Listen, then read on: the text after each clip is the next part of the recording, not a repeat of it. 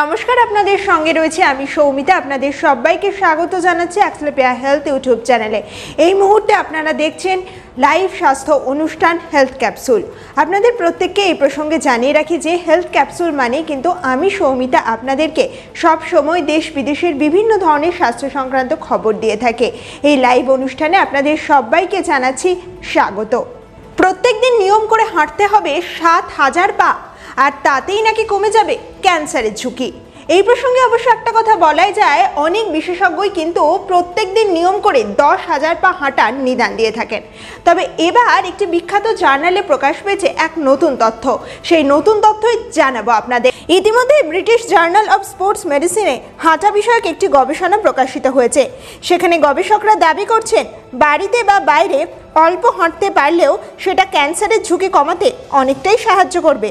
সেক্ষেত্রে ৭,০০০ পা রীতিমতো একটা ভালো গবেষণার ক্ষেত্রে ফল দিচ্ছে।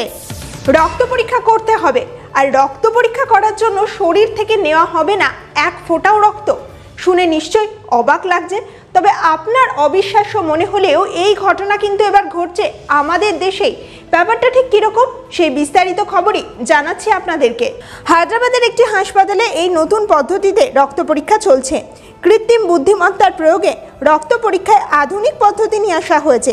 এর নাম ফটোপ্লস্থিস মোমোগ্রাফি, বিসপিজি। আদতে এটি ফেস স্ক্রিনিং টেকনোলজি, যা মুখের স্ক্যান করে অসুখ বিসুখ ধরতে পারবে। পিপিজিতে একটি যন্ত্রের সামনে আপনাকে বসতে হবে। মেধাবী ছেলে উমঙ্গের জীবনদীপ নিভে গেল মাত্র ১২ বছর বয়সে। পুত্রকে হারিয়ে শোকে আচ্ছন্ন বাবা মা নিয়ে নিলেন এক বড় সিদ্ধান্ত।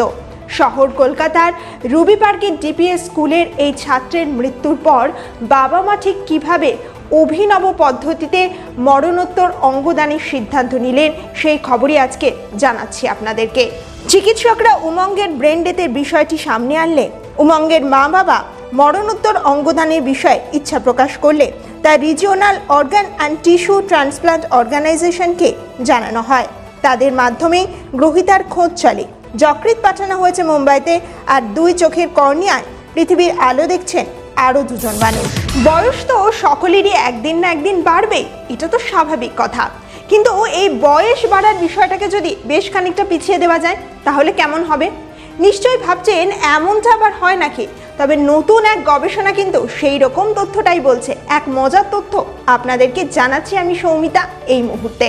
নতুন গবেষণায় এবার এমনটাই দাবি করছেন বিজ্ঞানীরা। জানা গিয়েছে গবেষণা কাজ করছেন মাস জেনারেল ব্রিকহ্যাম এবং জর্জিয়া মেডিকেল কলেজের বিজ্ঞানীরা। তারাই দাবি করছেন বয়সের চাকা যদি পিছিয়ে দিতে হয় তাহলে সহায়ক হতে পারে ভিটামিন ডি, আর এই ভিটামিনেই রয়েছে সেই বার্ধক্য পিছিয়ে দেওয়ার মতো অবিশ্বাস্য গুণ। বিশ্বজুড়ে ভয় ধরাচ্ছে করোনা ভাইরাস। ঠিক এই পরিস্থিতিতে সামনে এলো এক চাঞ্চল্যকর তথ্য।